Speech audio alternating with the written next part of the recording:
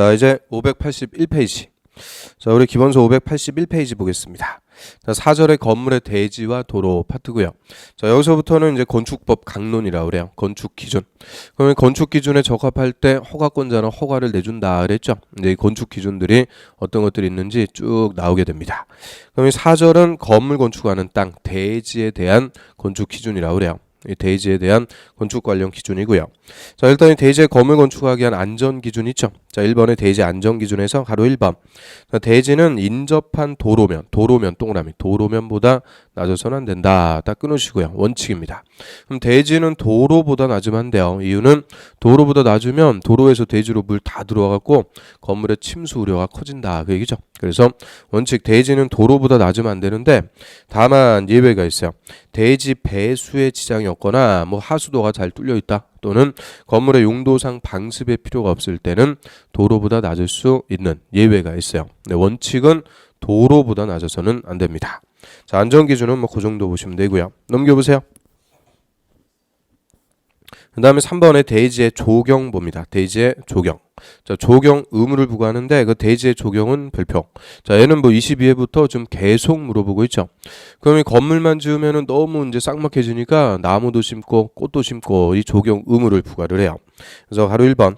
자, 면적 200제곱미터 200동그라미 이상인 대지에 건축하는 건축주는 그 밑에 줄에 조례가 정하는 기준에 따라서 대지의 조경 등의 조치를 해야 된다. 의무입니다. 그럼 조경 의무를 부과하는 대지 면적 얼마 이상? 200제곱미터 이상. 200. 자, 여기서부터는 이제 건축 기준이니까 어떻게 보면 단순해요. 건축 기준. 그럼 조경 의무가 부과되는 대지 면적 200. 왜 200이요? 조경. 두 글자니까 200. 정리하면 되죠. 200 이상일 때는 원칙 적용해야 돼요. 근데 밑에 예외. 다만 다음의 건물에 대해서는 조경 등의 조치를 하지 않을 수 있다. 조경 의무를 면제시켜준다. 그 얘기고요. 그래서 박스에 보면 1번에 녹지적 밑줄. 자, 녹지적하고 일단 옆에 이제 9번 한번 보세요. 국토법에 따른 자연환경 보전 농림관리적. 자연환경 보전 농림관리적. 자, 밑줄. 자, 이 지역들 묶어가지고 비도시라고 그러죠. 그럼 녹지하고 비도시 지역에서는 조경 의무가 없어요. 왜 없을까요? 이거 한마디로 자연 조경이 돼 있는 곳이다라고 하죠. 자, 원래 시골 나무도 많고 풀도 많고 이런데 또 인위적으로 조경하고 그럴 필요는 없어요. 그래서 녹지하고 비도시는 조경 의무가 없고요. 그 다음 다시 옆에 이제 동그라미 2번, 3번, 4번 3개 묶어가지고 그 3개는 다 공장입니다. 공장. 자, 2번은 대지 면적 5천 미만. 3번은 연면적 1500 미만, 4번은 산업단지 안의 공장인데 야, 이 또 공장의 면적 어떻게 또 일일이 다 외워요. 한도 끝도 없어요. 그래서 그냥 공장 그렇게 정리해요. 공장도 조경 의무가 없다. 그 정도 보고요. 그 다음 또 옆에 이제 5번 대지에 염분이 함유되어 있다. 소금기 있으면은 나무 심어봤자 죽어버리니까 뭐 조경 못하는 거죠. 그 다음에 또 밑에 축사는 개돼지 우리. 자, 개돼지 위에서 조경하고 그럴 필요 없죠. 사람 위에서 하는 거니까 축사도 조경 의무가 없어요. 그 다음 8번. 자, 연면적 합계 1500제곱미터 미만인 물류시설의 동그라미. 물류시설은 창고 얘기하죠. 물건 쌓아두는 창고 물건 쌓아두고 뭐 그러는데 거기다 나무 심고 그럴 이유가 없죠. 그래서 조경 의무가 없습니다. 그래서 공장하고 창고 같은 거 이런 것들은 당연히 조경 의무가 없다. 뭐 그 정도 정리하고요. 그 다음에 한 페이지 넘어갑니다. 4번의 공개공지의 확보. 공개공지. 자, 거기다 별표. 공개공지. 자, 공개공지도 역시 4년 동안 계속 물어보고 있는 중요한 논점 중에 하나가 되죠. 자, 공개공지는 말 그대로 일반인에게 공개적으로 제공해주는 공지, 빈 땅, 공터나 휴식터를 얘기하고요. 자, 요새는 이제 건물 안에서 담배 못 피죠. 그러니까 저 큰 건물 대지 주위에 보면 사람들 모여가지고 막 담배 피고 있는 데 있죠. 그런 데가 다 공개공지예요. 일반인에게 공개적으로 제공해주는 공터나 휴식터다. 그래서 이 공개공지도 설치 의무입니다. 의무적으로 설치하는데 자료 1번에 자, 다음에 해당하는 지역에서 밑에 줄 일정한 용도 규모의 건물은 일반이 사용할 수 있게끔 소규모 휴식시설 같은 공개 공지나 공간을 설치해야 된다. 의무입니다. 의무적으로 설치해야 되고요. 그럼 무슨 지역이냐? 박스에 보면 일반 주거. 자, 일반 주거부터 각 글자에 다 동그라미 치세요. 자, 일반 주거, 준주거, 상업지역, 준공업지역. 일단 자, 글자 동그라미 친 거 읽으면은 일준이하고 상준이. 기타는 뭐 필요 없어요. 그럼 일준이하고 상준이, 자 이거 역시 친구 이름이죠. 일준이, 상준이. 우리 공법 공부하면서 친구 많이 사귀어요. 오늘도 뭐 개철이 또 봤죠. 그래서 일준이, 상준이 지역인데, 자 이 지역들의 의미는 사람의 왕래가 많은 지역이다 이렇게 생각하시면 돼요. 사람들이 많이 다니는 지역. 여기서 이제 공개공지 설치하는 거죠. 그러면 어떤 건물일 때, 그 밑에 보면 설치 대상 건물. 자 1번에 문화집회 있어요. 거기서부터 앞글자에다 동그라미칩니다. 문화집회, 종교, 판매, 운수, 업무, 숙박시설. 자 앞글자 그대로 읽으면 문종, 반운, 업숙. 자 6가지 용도로 쓰는 바닥면적 합계가 5,000제곱미터 이상, 밑줄 5,000제곱미터 이상인 건물. 그럼 이런 건물을 우리가 뭐라 불러요? 그 밑에 써있죠. 다중이용 건물이다 이렇게 얘기하죠. 다중이용 건물. 저희 다중이용 건축물. 자 여기 이제 공개공지 설치하는 건물이다 라고 하는데, 자 여기서 다중용 건물이라고 할 때 지금 6개 용도죠. 문, 종, 판, 운, 업숙. 자 이 6가지 용도로 쓰는 바닥면적 합계가 5,000제곱미터 이상인 건물이다. 그럼 일단 5,000제곱미터 이상. 자 요거 3,000으로 바꿔가지고 근래 또 기출이에요. 3,000이 아니고 5,000 이상. 자 6개 용도 문, 종, 판운, 업숙. 그럼 이거 우리 어디서 본 것 같지 않아요? 저 좀 전에 건축법 용어 정의할 때 다중형 건물의 개념 봤죠? 다중형 건물. 자 문종, 판운, 의숙. 이 6개 용도로 쓰는 바닥면적 합계 5,000 이상인 건물이다. 그래서 이게 용어하고 또 좀 달라요. 용어 정의에서는 이 업무시설이 아니고 의료시설이에요. 문종, 판운, 의숙.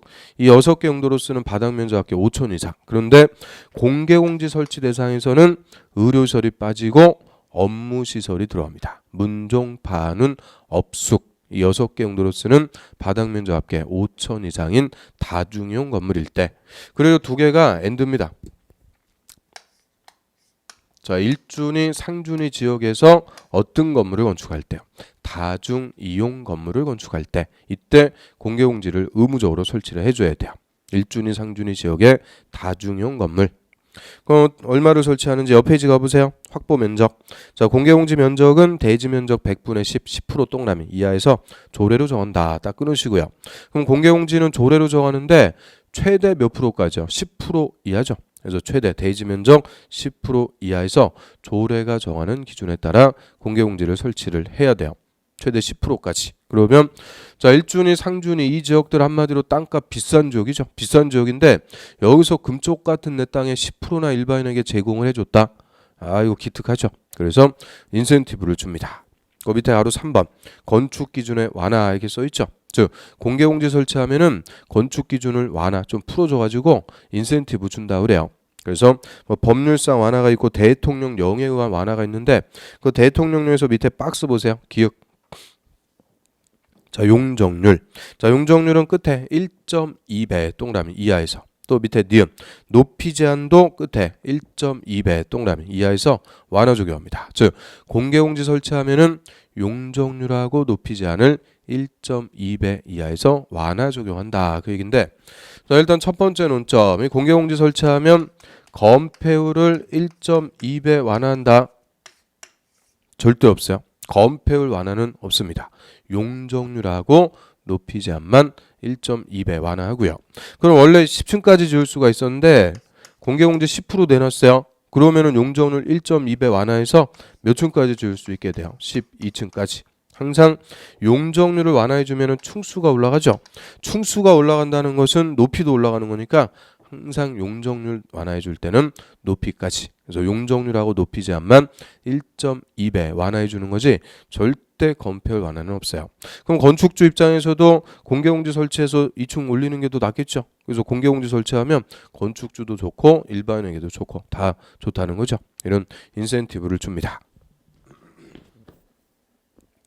그 다음에 넘겨보세요. 자, 맨 위에 그 15의 기출문제. 그 공개공지 설치하는 지역이 아닌 것은 이렇게 간단하게도 물어봤는데, 자 우리 공개공지 설치하는 지역은 일준이, 상준이라고 그랬죠. 또 이거 앞글자만 또 알고 있으면 안 돼요. 일반 주거, 준주거, 상업지역과 준공업지역. 그럼 1번에 일종 전용 주거. 자, 일종 할 때 그 일자가 아니죠. 전용 주거 지역은 공개공지 설치하는 지역이 아닙니다. 일종이든 이종이든 전용 주거는 해당사 없어요. 일반 주거, 준주거, 상업지역과 준공업지역, 일준위, 상준위 이 지역에서 설치하죠. 그래서 1번이 바로 정답이고요. 그 다음 밑으로 갑니다. 도로. 자, 도로의 정의 나오는데, 자, 이것도 우리 일반적으로 알고 있는 도로가 아니고요. 건축법상의 도로예요. 건축법을 적용하기 위한 건축법상의 도로의 개념이다라고 하고요. 자, 여기 보면 건축법상의 도로란 보행과 자동차 통행이 가능. 거기 동그라미 1. 보행, 사람의 보행과 자동차 통행이 가능. 거기 동그라미 1. 너비가 4m 이상. 거기 동그라미 2. 자, 너비는 폭이죠. 그래서 너비가 적어도 4m 이상, 이걸 도로의 소요너비라고 합니다.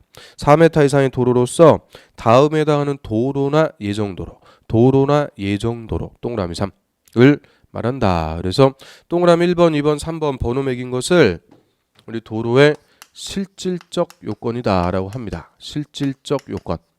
자, 건축법상의 도로가 되기 위해서는 그 세 가지 요건 갖춰야 돼요.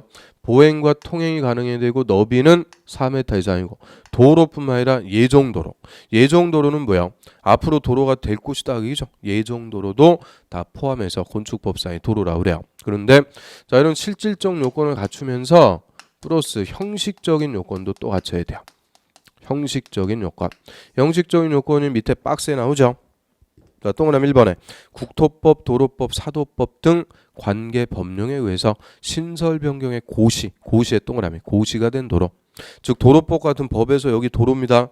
고시가 됐어야 돼요. 고시. 또는 2번에 건축허 관한 신고시에 그 시도지사 또는 시군구청장이 위치를 지정해서 공고의 동그라미, 공고한 도로. 자, 여기 시도지사나 시군구청장을 허가권자라고 그래요. 허가권자가 건축허가 하면서 소방도로 같은 거 지정 공고할 수가 있어요. 그래서 허가권자가 공고한 것도 도로가 됩니다. 그래서 자, 형식적인 요건이 두 개죠. 법에서 고시가 됐거나 또는 허가권자가 뭐 했어야 돼요? 공고. 이 고시나 공고라는 절차가 있어야만 건축법상의 도로가 됩니다. 그래서 도로가 되려면 실질적 요건 3개에다가 형식적 요건 2개가 있죠.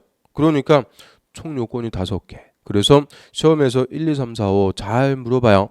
그러면 제일 잘 주는 거는 일단 예정도로는 포함하지 않는다. 그럼 틀려요. 예정도로도 다 포함하고요. 그 다음에 법에서 고시가 된 것만 도로다. 이러면 또 틀려요. 고시 또는 뭐가 있어도 돼요. 공고. 고시나 공고라는 절차가 있어야 건축법상의 도로가 됩니다. 그럼 이제 도로의 개념 봤고요. 자, 옆 페이지로 합니다. 3번. 대지와 도로의 관계. 자, 요게 결론이죠. 그럼 건물 건축하는 땅 대지는 지금 우리가 봤던 도로하고 무슨 관계가 있는 거냐? 자, 요거를 접도 의무라고 그래요. 접도 의무. 대지와 도로의 관계. 원칙. 자, 건물의 대지는 2m 동그라미 2m 이상의 도로에 접해야 된다. 근데 도로 가로에 보면 자동차만의 통행에 사용하는 도로는 제외. 그럼 차만 다니는 도로는 안 돼요. 뭐 할 수 있는 도로? 보행. 사람이 보행을 할 수 있는 도로에 2m 이상 접해야 된다. 그 접해야 되는 게 붙어 있어야 된다. 그죠? 이거를 접도 의무다라고 하는데요.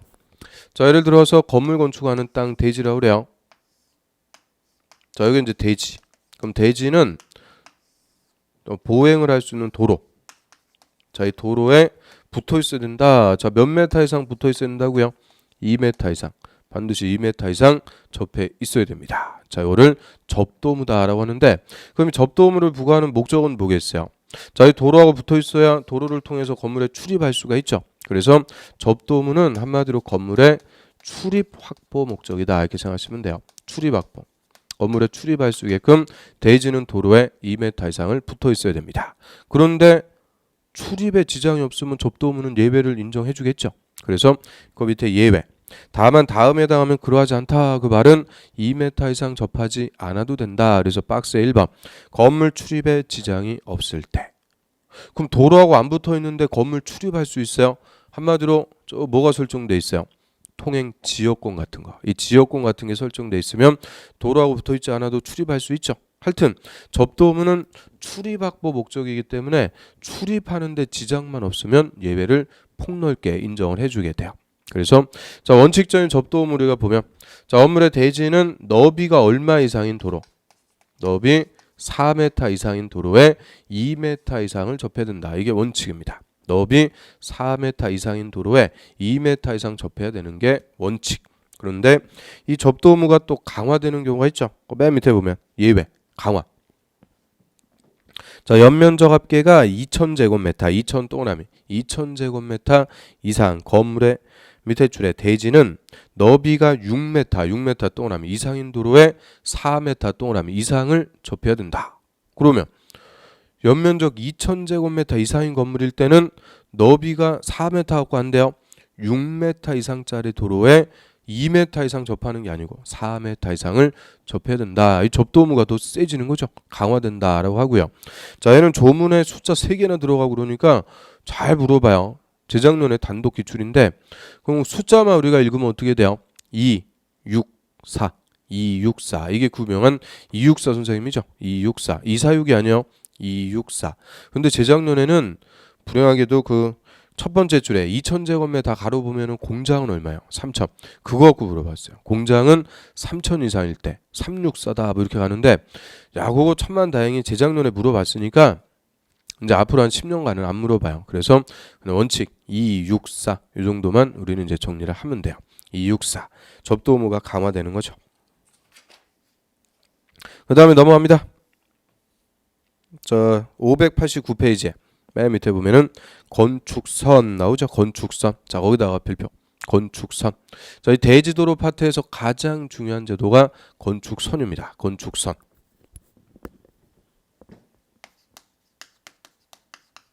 자 건축선이라는 것은 건물 건축할 수 있는 한계선. 자 여기까지만 건축할 수 있다. 건축 한계선 또는 건축 가능선을 건축선이라고 하고요. 자 이 건축선은 원칙적으로는 대지와 도로의 경계선이 돼요. 대지와 도로의 경계선. 자 여기에 이제 건축선이라는 게 딱 있다는 거죠. 대지와 도로의 경계선. 그래서 예를 들어서 여기가 이제 도로. 자 도로에 접해갖고 이제 대지가 이렇게 있다고 그래요. 대지. 그럼 이 대지에다가 건물 짓는데 넘어갈 수 없는 선, 이 건축선이라는 게 대지와 도로의 경계선 여기에 딱 있다는 거예요. 물론 땅에다 인위적으로 선 긋고 그러는 건 아니에요. 법상으로 경계선에 건축선을 딱 두고 자, 이 대지에다 건물 지을 때 자, 건축선 넘어가지고 자, 이렇게 건축하는 것을 철저하게 규제합니다. 건축선 넘어가고 건축했다 처벌해 버려요. 이 건축허가 위반하고 똑같이 제일 세게 처벌합니다. 그래서 가장 강한 규제인데 그러면 건축선 넘어가지 마라 규제하는 이유는 뭘까요? 자 건축선 넘으면 바로 뭐예요? 도로죠. 그러면 이 건축선이라는 거 없으면 건물 지을 때 야금야금 도로 쪽으로 건물 다 넘어가고 건물로 인해서 도로가 잠식당해 버리는 거죠. 그래서 건축선 제도는 한마디로 뭐를 보호하게 한 제도냐? 건물로부터 이 도로를 보호하게 한 제도다. 이렇게 생각하시면 돼요. 도로를 보호하게 한 제도가 건축선이 되고요. 그래서 대지와 대지의 경계선 이름 틀려요. 대지와 뭐의 경계선? 도로의 경계선에 건축선을 두고 건물 지을 때 도로 쪽으로 넘어가지 마라 그 얘기죠. 그런데 자 이게 일정한 경우에는 대지 안쪽으로 자 대지 안쪽으로 건축선이 후퇴해가지고 이렇게 대지 안쪽에 건축선이 지정되는 경우도 있습니다. 대지 안쪽으로 건축선이 들어오는 경우가 있고요. 자, 이 예외적인 경우가 3가지가 있는데 자, 그 중에서 자, 첫 번째 거, 이 대지 안쪽으로 건축선이 후퇴하는 첫 번째 게 시험에서 제일 잘 물어봐요. 중요한 논점이죠.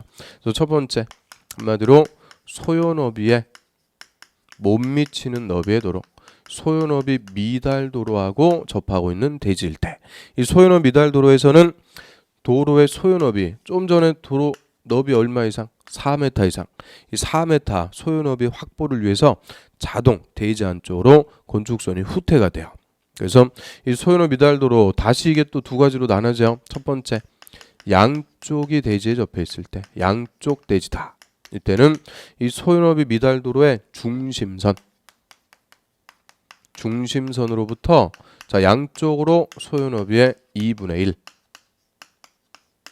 2분의 1만큼 물러난 선, 후퇴한 선을 건축선으로 하고요. 근데 반대편에 하천, 철도, 경사지 이런 것들이 있고 한쪽만 대지에 접해 있다. 한쪽 대지요. 이때는 반대쪽 도로 경계선에서 그대로 소요너비만큼 후퇴한 선을 건축선으로 합니다. 그래서 이게 지금 법조문 제가 그대로 써놓은 건데 뭐 읽어봤자 별로 와닿는 거 없죠. 자, 그림으로 한번 이해를 해봐요. 그럼 예를 들어서 자 2m짜리 너비의 도로가 있다 그래요. 2m 너비의 도로. 자, 양쪽에 대지가 접해 있어요. 1번 대지, 2번 대지. 자, 2번 대지 가로 10m, 세로 10m 가정하고요. 10 곱하기 10 100제곱미터. 자, 2번 대지 이 상태 그대로 건물 지겠습니다. 건축허가 신청하면은 허가 안 내줍니다. 건축법 위반이요.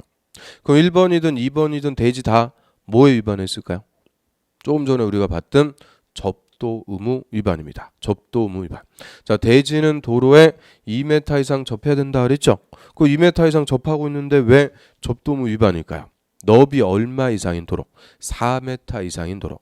그래서 2m짜리 너비의 도로는 이거는 건축법상의 도로가 아닌 거예요. 그래서 둘 다 접도 의무 위반, 건물 못 짓는다 그러면 쓸모없는 땅이 되는 거죠. 그래서 이런 소요너비에 미달되는 도로하고 접하고 있을 때 이때는 소요너비 4m를 확보시켜 주기 위해서 자동 대지 안쪽으로 건축선이 후퇴가 되죠.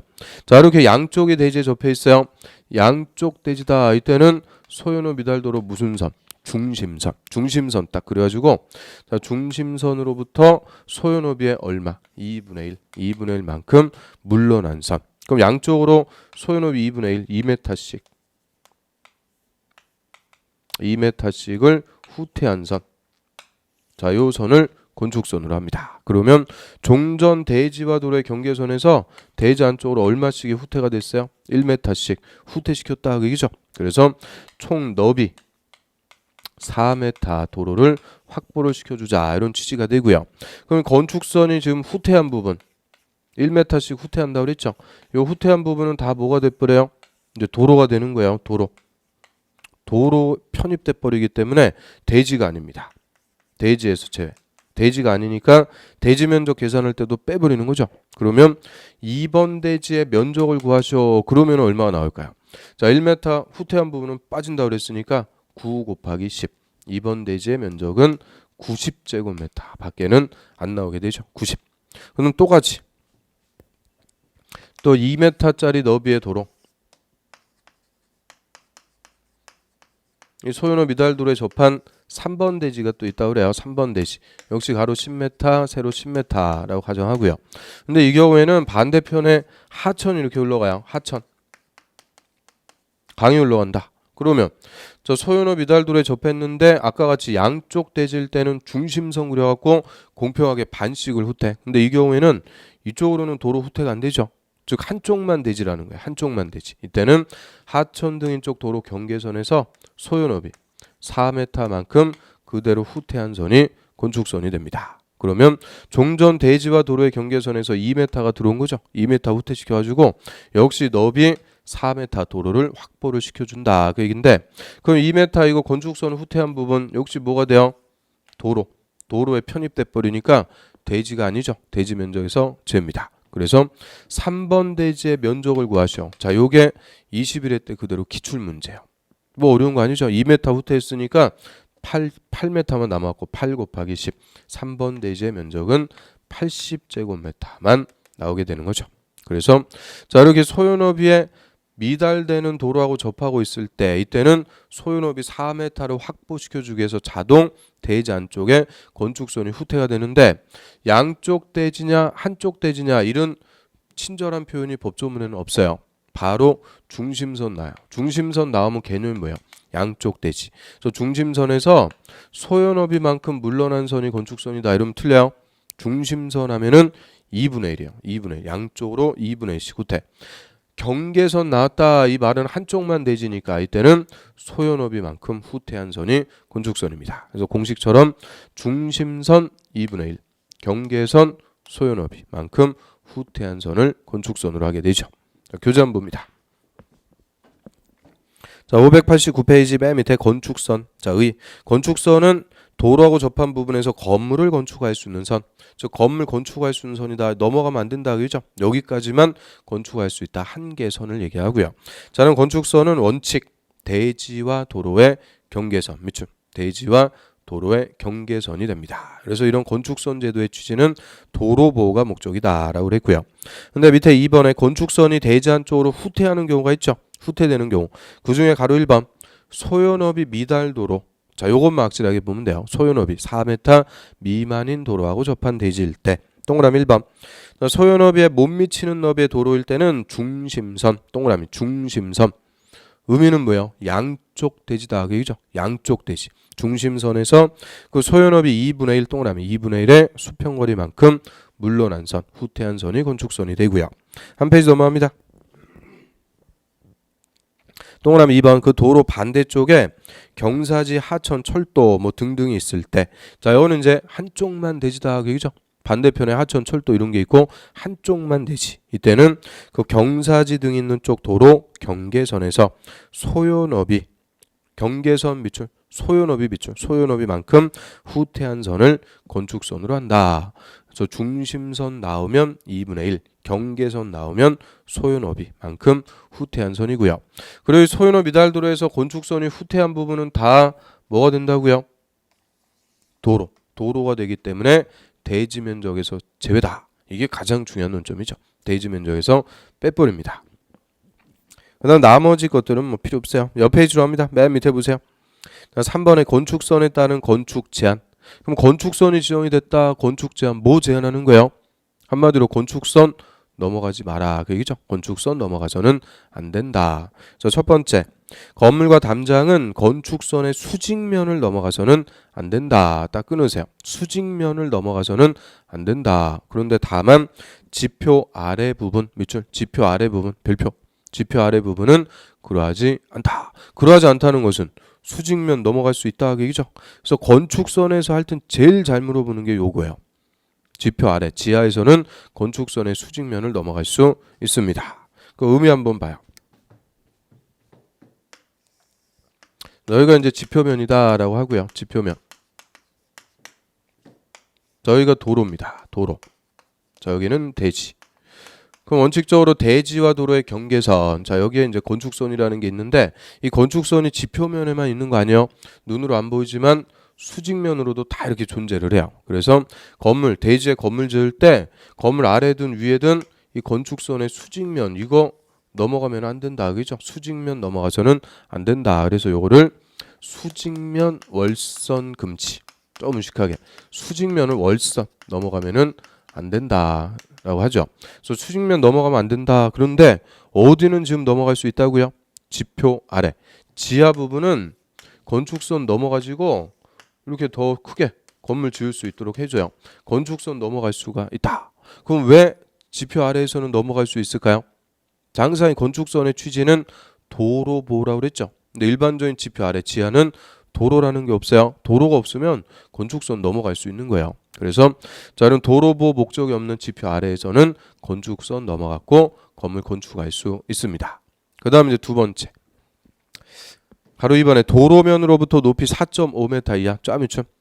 자, 4.5m 동그라미 이하의 출입구나 창문 등은 열고 닫을 때도 건축선의 수직면을 넘어가서는 안 된다.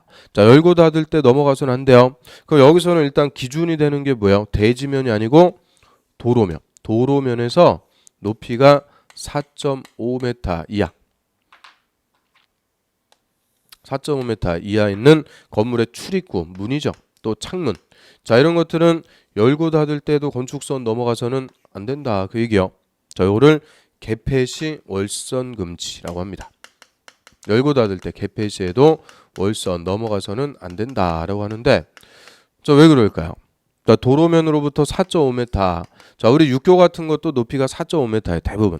자, 의미는 도로에서 차가 다니는 높이가 4.5m까지, 제일 높은 차의 높이가 4m 좀 더 돼갖고요.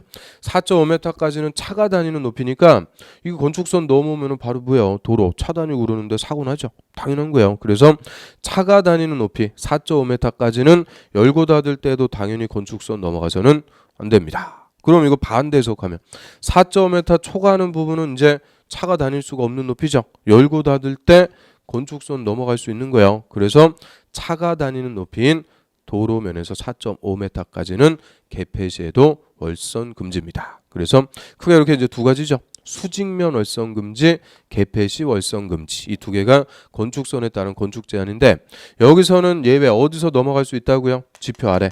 지하에선 넘어갈 수 있고. 자, 요 개폐 시 월선 금지는 차가 다니는 높이 얼마까지만? 4.5m까지만. 그래서 이런 것들이 이제 논점이죠. 자, 여기까지 건축선 대지도로 파트 쭉 봤고요. 그거 한 페이지 넘겨보세요. 그 25의 기출문제. 자, 도시지역에 건축하는 건물의 대지도로에 관해서 틀린 것은 자, 1번 연면적 합계 2000제곱미터인 공장의 대지는 너비 6m 이상인 도로에 4m 이상 접해야 된다. 자, 숫자만 그대로 읽으면 264. 264 좋았는데 틀렸어요. 얘가 정답입니다. 왜? 공장은 2000이 아니고 3000제곱미터 이상이죠. 364로 가요. 그래서 이게 상당히 이거 어려운 거였어요. 그 가로까지 그거 어떻게 다 외워요. 그래서 264만 딱 했는데 이건 364. 그래서 재작년에 물어봤으니까 앞으로 한 10년간 안 물어본다고 그랬죠. 그래서 264 원칙만 우리는 이제 정리를 하고요. 자, 그다음에 옆 페이지로 합니다. 5절 건물의 구조 재료 파트고요. 자, 일단 구조 파트에서 그 밑에 2번 구조 안전 확인 대상 건물이 있어요. 가로 2번 봅니다. 자, 구조 안전을 확인한 건물 중 다음에 해당하는 건물의 건축주는 그 설계자로부터 구조 안전 확인서를 받아서 착공 신고할 때 허가권자에게 제출해야 된다. 그래서 구조 안전 확인서를 제출해야 되는 건물. 이게 한마디로 구조 안전 확인 대상인 건물이고요. 자, 이게 이제 1번부터 5번까지 싹 묶어 가지고 별표 1번부터 5번까지. 이 1번부터 5번까지 보면은 그냥 숫자가 쭉 5개 나와요. 그래서 종래에도 이거 숫자 하나만 딱 바꿔가지고 잘 물어봤어요. 그런데 올해 개정된 게 또 있기 때문에 올해 출제 가능성이 아주 높습니다. 그래서 구조안전 확인 대상인 건물. 자, 동그라미 1번. 충수가 3층 동그라미. 3층 이상 가로는 못 했어요. 3층 이상인 건물. 두 번째 연면적 500 동그라미. 500제곱미터 이상인 건물. 자, 얘가 바뀌었어요. 작년까지 1000이었어요. 연면적 1000이었다가 500으로 강화됐습니다. 연면적 500 이상. 그 다음 높이는 13m 동그라미 13m 이상. 처마 높이는 9m 동그라미 9m 이상. 그 다음에 기둥과 기둥 사이의 거리, 기둥과 기둥 사이의 거리를 기둥경자 써가지고 한문으로 경간거리라고 그래요. 경간거리가 10m 동그라미 10m 이상인 건물. 그 다음에 6번은 지진구역이고요. 7번은 문화유산 뭐 이런 거야. 읽어보면 돼요. 그래서 항상 논점은 1번부터 5번까지. 이거 숫자 쪼르륵 나오니까 하나만 바꿔놓으면 바로 문제예요. 그래서 그거 꼭 외우셔야 돼요. 충수 3층 이상, 연면적은 500 이상, 처마 높이는 9m 이상. 저거 순서대로 친절하게 물어보는 거 아니에요. 처마 높이 9m 이상이고 경간거리는 10m 이상, 높이는 13m 이상입니다. 그래서 확실하게 이거 5개는 단순 암기 좀 외우셔야 돼요. 그 다음에 이제 쭉 넘어가세요.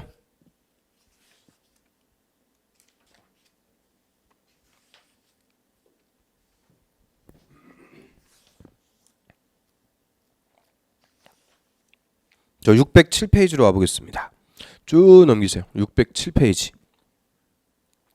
그 맨 밑에 보시면은 방화지구 안에 건물 이렇게 써있죠. 방화지구 안에 건물. 방화지구는 우리 국토법상 용도지구 중에 하나입니다. 화재 예방을 위한 용도지구다라고 그러고요. 당연히 건물 밀집지역 같은데 화재 예방을 위해서 방화지구라는 용도지구가 지정이 돼요. 그러면 이 방화지구 안에서 건물 건축할 때 건축 제한은 건축법에서 규정을 하고 있어요. 자, 먼저 1번에 국토법에 따른 방화지구 안에서는 건물의 주요 구조부와 외벽을 내화구조 동그라미로 해야 된다. 딱 끊습니다. 다만 뭐 저거 필요 없고요. 그럼 방화지구 안에서 건물의 주요 구조부 외벽은 방화구조로 한다. 틀려요. 방화구조가 아니고 내화구조입니다. 내화구조. 내자가 견딜 내자. 화재 견디는 구조죠. 화재가 나도 무너지지 않는 철근 콘크리트 구조 같은 내화 구조로 건축을 해야 되고요. 다음 페이지 넘겨보세요. 2번. 자, 방화지구 안에 공작물로서 간판이나 광고탑 같이 건물 지붕 위에다 설치하는 공작물이나 높이가 3m 이상의 공작물은 주요부를 불연재료 동그라미. 불연재료로 해야 된다. 자, 불연재료라는 거는 뭐예요? 타지 않는 재료를 얘기하죠. 그래서 우리 건물의 옥상에 보면 광고판 같은 거 크게 세워놨죠. 이런 게 공작물인데 그 광고판 또 재수없게 번개 맞아갖고 불에 타다가 옆으로 쏙 날아가면은 옮겨 붙을 수가 있죠. 그래서 이런 공작물은 아예 주요부를 무슨 재료? 불연재료. 타지 않는 불연재료로 쓰도록 합니다. 그래서 이 두 개를 또 헷갈리시면 안 돼요. 건물의 주요 구조부 외벽은 내화 구조고 공작물의 주요부는 불연재료고. 그래서 건물이 내화 구조, 공작물이 불연재료. 어디서는? 방화지구 안에서. 그 다음 이제 한 페이지 넘겨보세요. 611페이지에 지하층. 자, 지하층에다가는 별표. 지하층. 자, 1번의 의 보죠. 지하층이란 건물의 바닥이 지표면 아래에 있는 층으로서 그 바닥에서 지표면까지의 평균 높이가 해당 층 높이의 2분의 1 동그라미 2분의 1 이상인 것을 말한다. 자, 요게 지하층의 의다 이렇게 개념 정의가 되어 있고요. 자, 이게 어떤 말일까요?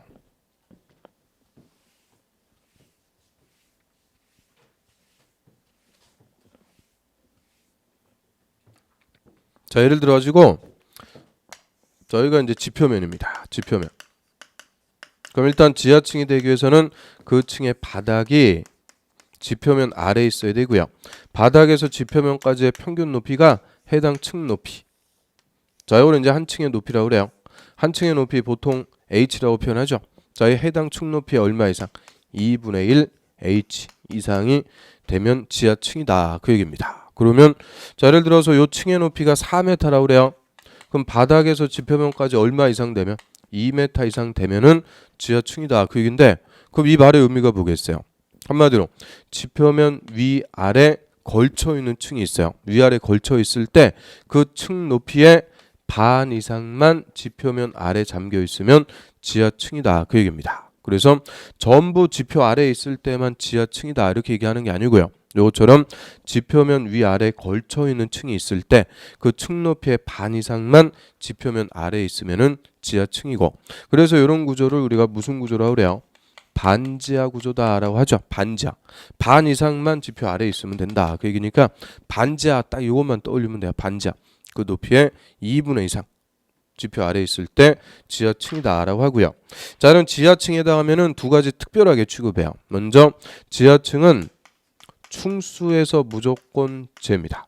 지하층은 충수에서 무조건 제. 그러니까 지하 몇 개 층이 들어가든 이거는 위로 안 보이는 거죠. 그러니까 지하층은 충수에서 제외시켜 갖고 건물 충수 산정할 때는 무조건 지상층만을 대상으로 해요. 지하층은 충수에서 무조건 빼버려요. 또 지하층의 바닥 면적 있죠. 이 바닥 면적은 각 층 바닥 면적 합계 연면적에 포함하는 걸 원칙으로 해요. 지하층의 바닥 면적도 연면적에 포함하는 거예요. 그런데 용적률을 계산할 때 이 용적률 몇 프로 이거 계산할 때만 제외 빼줍니다. 그래서 나중에 보면은 지하층의 바닥 면적은 무조건 연면적에서 뺀다 이렇게 아시고 계시는데 절대 아니에요. 연면적에 포함하는 건데 뭐를 계산할 때만 빼주는 거라고요? 용적률 몇 프로 이거 계산할 때만 빼주는 거예요. 왜 그럴까? 용적률은 충수 규제하는 거예요. 충수. 근데 지하층은 충수에 포함 안 한다고 그랬죠. 그러니까 용적률 계산할 때만 그 지하층은 없는 걸로 빼주는 거고 원칙은 건물의 연면적에 다 잡히는 거예요. 그래서 충수에 무조건 제외하고 연면적에는 포함하는데 뭐를 계산할 때만 빼준다? 용적률을 계산할 때만 빼줍니다. 그 우리 좀 전에 봤던 거 구조안전 확인 대상인 건물이 있었죠. 구조안전 확인 대상 몇 층 이상? 3층 이상인 건물. 그 다음에 연면적은 500제곱미터 이상. 그 다음에 높이는 13m 이상, 처마 높이는 9m 이상, 경관거리는 10m 이상. 자, 그럼 3층 이상이라고 할 때 요 층에 지하층 포함 제외. 지하층 포함해요, 제외요? 제외죠. 항상 지하층은 충수에 포함하는 거 아니에요. 지하층은 무조건 제외. 그 다음에 연면적 500이라고 할 때 지하층 면적 포함 제외. 포함하는 거예요. 이런 연면적에 지하층 면적 다 포함시키는 거예요. 그런데 용적률을 계산할 때만 특별히 빼준다. 그래서 지하층의 이제 특별 취급 그런 것들 우리가 살펴봤고요. 자, 오늘 여기까지 하겠습니다. 오늘 여기까지 구조재료 파트까지 봤고요. 다음 주에는 6절 지역지구의 건물 개별 건축 제한이라고 그래요. 그래서 개별 건축 제한부터 해가지고 건축법 마무리 짓고 주택법까지 해서 싹 1, 2월 과정 끝낼 수 있도록 하고요. 이게 8주 나오면은 또 설날 그 구정 명절 껴가지고 8주밖에 안 되는데 농지법까지 들어가기는 조금 힘들 것 같아요. 그래서 농지법 이 두 문제짜리 큰 의미는 없죠. 그래서 농지법은 3, 4월 달에 두 번째 주에 좀 미리 땡겨 갖고 보겠습니다. 그래서 1, 2월 달에는 저 주택법까지 싹 마무리 짓고 끝낼 수 있도록 하죠. 자, 오늘 공법도 어려운 과목인데 공부하시느라고 고생들 많으셨고요. 자, 오늘 날씨가 좀 추워졌는데 건강 조심하시고 다음 주에 뵙겠습니다. 자, 여러분 수고하셨습니다.